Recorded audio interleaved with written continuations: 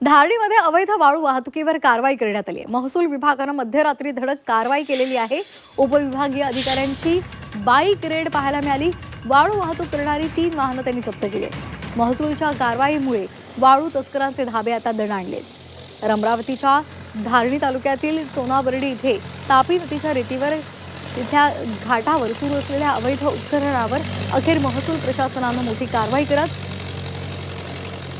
अनेक गोष्टी जप्त केलेल्या आहेत। उपविभागीय अधिकारी IS सिद्धार्थ शुक्ला यांनी मध्यरात्री दुचाकीवरून थेट घाट गाठत छापा टाकला।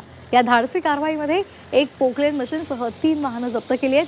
गेल्या काही दिवसांपासून सोनाबर्डी रेती घाटावर मोठ्या प्रमाणात अवैध वाळू उत्खनन सुरू असल्याच्या तक्रारी प्रशासनाकडे पोहोचल्या होत्या आणि त्यानुसार त्यांनी ही कारवाई केली आहे।